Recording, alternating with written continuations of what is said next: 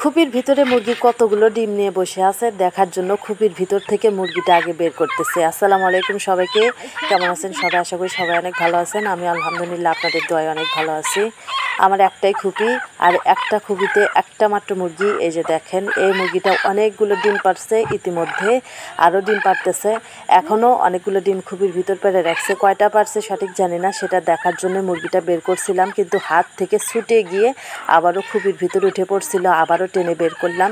এই যে দেখেন, মুরগিটার অনেক বয়স হয়েছে, অনেক দিন হলো এই মুরগিটা কিনছিলাম, কিন্তু আর বেশি দিন খুপিতে মনে হয় এই মুরগিটা থাকবে না, বয়স হয়ে গেছে। যাই হোক, আজকে সারাদিন কি কি করব, কি কি করতেছি সবই আজকের এই ভিডিওতে দেখানোর চেষ্টা করব। সবাই ভিডিওটা শেষ পর্যন্ত দেখবেন। যাই হোক, খুবি থেকে মুরগি বের করেছি, আমার মেয়ের হাতে দিতে চাইলাম, কিন্তু সে ভয় করে, হাতে নিবে না। যাই হোক, বাইরে থেকে ডিম দেখা যাইতেছে, মুরগিটা আগে বাইরে বের করে দিই।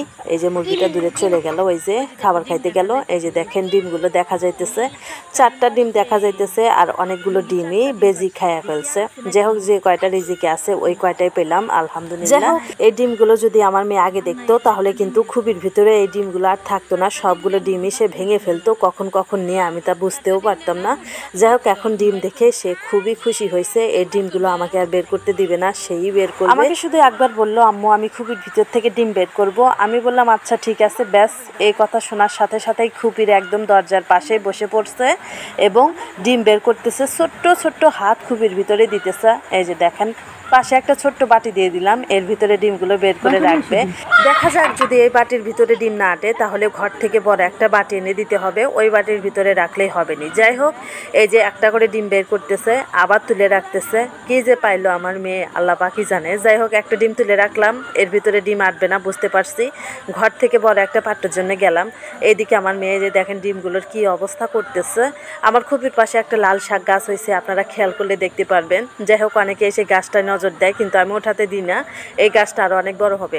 যাই হোক, এই যে বাটি একটা এনেছি, স্টিলের বাটি। এই স্টিলের বাটির ভিতরে এখন ডিমগুলো উঠায় রাখতেছে। আমার সব সময় 10টা 15টা করে ডিম থাকে, কিন্তু আজকে ডিম আছে মাত্র 4টা। এই 4টা ডিম বের করতে আমার মেয়ে কত টাইম লাগাইতেছে দেখেন। যাই হোক, ধীরে ধীরে বের করে, তাই আমার জন্য মঙ্গল, কারণ জোরে জোরে বের করতে পাকনামি করতে করতে আবার ডিমগুলো ভেঙে ফেলতে পারে। যাই হোক, আমি দেখতেছি আর কোনো ডিম আছে নাকি, 4টাই আছে নাকি আরও আছে। 4টাই ছিল।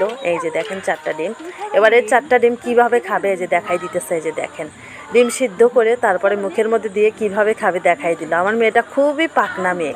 যাই হোক, সবাই একটু আমার মেয়ের জন্য দোয়া করে দিবেন। যাই হোক, এই যে ডিমগুলো নিয়ে এবার ঘরের মধ্যে আসতে, ঘরের মধ্যে ডিমগুলো আনার সঙ্গে সঙ্গে আমার মেয়ের কিন্তু আর তর্স হইতেছে না, সোজা যাইতেছে গ্যাসের চুলার কাছে ডিম সিদ্ধ করবে। যাই হোক, এদিকে মুরগির থেকে ডিম নেওয়ার সঙ্গে সঙ্গে মুরগি একদম উতাল পাতাল শুরু করে দিছে, চতুর্দিকে দৌড়াদৌড়ি করতেছে, ডিমগুলো ফেরত চাই। কিন্তু আমার মেয়ে কি তাই ডিম ফেরত দিবে বলেন তো? এই জন্য এই যে ডিমগুলো মেয়ের হাত থেকে নিয়ে আমি র্যাকের ভিতরে রেখে দিলাম। এবার বাইরে আসলাম। বাইরে কিন্তু আকাশের অবস্থা খুবই খারাপ, যে কোনো সময় খুব জোরে সোরে বৃষ্টি আসতে পারে। কিন্তু এখন আমরা এক জায়গায়, আমার মনে হয় বৃষ্টি আস্তে আস্তে আমরা ওই জায়গা থেকে ঘুরে আসতে পারবো। কোন জায়গায় যাচ্ছি এই যে দেখেন, প্রথমেই দেখায় একটা অটো, যে অটোর কোনো প্রাণ নাই, আত্মা নাই, কোনো রকমে কোনোভাবে টিকে আছে দুনিয়ার উপরে। এই অটোটা নিয়ে এখন আমরা যাচ্ছি ভালো মাটি আনার জন্য, মানে মাটির একটা চুলা বানাবো, সেই চুলার জন্য ভালো মাটি দরকার, এঁটেল মাটি। সেই এঁটেল মাটি আনার জন্য যাচ্ছি। আমাদের পুকুর পাড়ে নতুন একটা পুকুর খনন করা হয়েছে, সেই পুকুর পাড়ে যাইতেছি। পুকুর পাড়ে অনেক এঁটেল মাটি বের হয়েছে, ওইখান থেকে কিছু এঁটেল মাটি নিয়ে আসবো। একটা সালা নিয়ে নিয়েছি এবং অটোটা নিয়ে নিয়েছি। অটো নিয়ে এবার আমরা যাইতেছি। এই যে দেখেন, বাচ্চারা ঠেলে ঠেলে নিয়ে যাইতেছে, আমি পিছিয়ে পিছিয়ে যাইতেছি। আমরা কিন্তু আমাদের পুকুর পাড়ে এসেই পড়েছি। এই যে এখানে অনেক মাটি আছে, কিন্তু এগুলো হচ্ছে বালু মাটি। এই মাটিগুলোর নিচেই কিন্তু এঁটেল মাটি চাপা পড়ে গেছে। এবার মাটিগুলো নিচ থেকে বের করতে হবে খুঁড়ে খুঁড়ে, তারপরেই কিন্তু মাটিগুলো বস্তা ভর্তি করে বাড়িতে নিয়ে যাব। যাই হোক, মাটিগুলো খুবই ভালো। এই মাটি দিয়ে হেসেল বানালে কিন্তু আমরা গ্রামের মানুষ কিভাবে এঁটেল মাটি দিয়ে হেসেল বানাই এই বিষয়ে কিন্তু অবশ্যই আপনারা একটা ভিডিও পাবেন।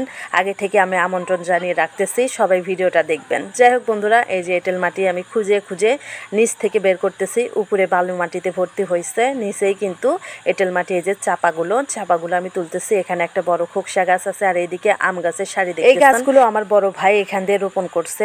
প্রত্যেক বছর এই গাছগুলোতে অনেক আম ধরে। যাই হোক, অনেকগুলো মাটি উঠাই উঠাইছি, অর্ধেক বস্তার মতো হয়েছে। আর কিছু মাটি নিয়ে কিন্তু এখনকার মতো মাটি নেওয়া শেষ হবে। এই যে এখান থেকে আমি কিছু মাটি তুলতেছি, এখান দিয়ে কিন্তু অনেক প্রচুর শাক হয়েছে। এখন আমাদের যে জায়গাটায় দেখতেছেন, এই জায়গাটা আমাদের বাড়ি থেকে সামান্য একটু দূরে। আমাদের বাড়ি থেকে এখানে আসতে 5 মিনিট থেকে 7 মিনিটের মতো দেরি হয় আস্তে আস্তে আসলে। আর যদি জোরে আসি তাহলে 3 মিনিটের মধ্যেই আসা যায়। যাই হোক, এই জায়গাটা আমাদেরই। এখানে নতুন ঘর দেওয়া হচ্ছে, সেই জন্য পুকুর খনন করা হচ্ছে। ঘরটা দেওয়া হয়েছে এই কারণেই যে ঘরটা ভাড়া দেওয়া হবে।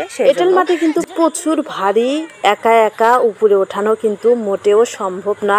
বাচ্চাদের সঙ্গে করে নিয়ে গেছি, তাদের গায়ের জোরে এ বস্তা উপরে ওঠানো যাচ্ছে না। যাই হোক, টেনে টেনে আনার চেষ্টা করতেছি, কিন্তু আনা সম্ভব হইতেছে না। অনেক কষ্ট করে অটোতে উঠাইয়া ফেলছি বস্তাটা। এদিকে বাচ্চারা অটোর উপর উঠে বসে আছে, আর এইদিকে দেখেন এই যে আমাদের এই ঘরটা, ঘরের টিনগুলো চতুর্দিকে ছড়িয়ে ছিটিয়ে আছে, সেজন্য ঘরের টিনগুলো আমি গুছিয়ে এক জায়গায় রাখলাম আর কি। যাই হোক, বাচ্চারা অটোর উপর বসে আছে। আমি অনেকগুলো টিনই কিন্তু এরই মধ্যে গুছিয়ে ফেলছি। এই যে নিচে সবগুলো টিন আপনারা দেখতে পারতেছেন। যাই হোক বন্ধুরা, এখন এঁটেল মাটি তোলাও শেষ, টিনগুলো গোছানো শেষ। বাড়িতে যাওয়ার আগে একটা কথাই আগে আপনাদেরকে বলে নিচ্ছি, আর সেটা হচ্ছে চ্যানেলটাকে অবশ্যই সাবস্ক্রাইব করে দিয়ে একটা লাইক করে একটা কমেন্ট করবেন আপনারা কোথায় থেকে ভিডিওটা দেখলেন। যাই হোক বন্ধুরা, বাড়িতে এসে গেছি, এবার বস্তাটা নিচে নামাইতেছি। দেখেন কি পরিমাণ ভারী বস্তাটা। কষ্টে দুইজন মিলে বস্তাটা ধরে নিচে নামাইলাম, কিন্তু অটো উল্টে গেছে। যাই হোক বন্ধুরা, বস্তাটা নিচে নামাইলাম। এবার বস্তা নামানোর সঙ্গে সঙ্গেই এত পরিমাণে আকাশে মেঘ ধরছে, আর বাইরে থাকাই যাবে না। এইদিকে অটোটা একটু সাইড করে রাখা হয়েছে। সব সময় অটোতে ওঠে, সেজন্য সাইড করে রাখালাম। যে কোনো সময় যে কোনো দুর্ঘটনার কথা বলা যায় না। যাই হোক বন্ধুরা, আকাশের অবস্থা একটু দেখেন। আকাশের অবস্থা খুবই ভয়াবহ।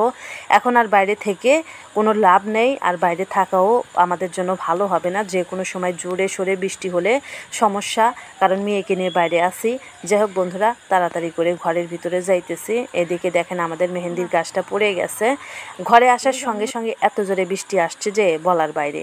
অনেক কিছু বাইরে ছিল যেগুলো ঠিকঠাক মতো ঢাকা দিতেই পারি নাই, তাই মাথায় মালসা দিয়ে বাইরে গেলাম ঢাকা দেওয়ার জন্য।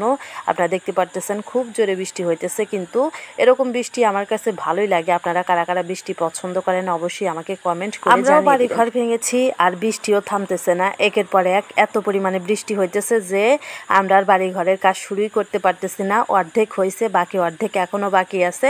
যখন বৃষ্টি একটু কমবে তখন বাকি অর্ধেকের কাজ সম্পন্ন করা হবে। যাই হোক, বাইরে থেকে ঘরে আসলাম, বাইরের কাজ শেষ করে সবকিছু ঢাকা দিয়ে আসলাম। বৃষ্টিতে আমি পুরো ভিজে গেছি, দেখেন অবস্থা।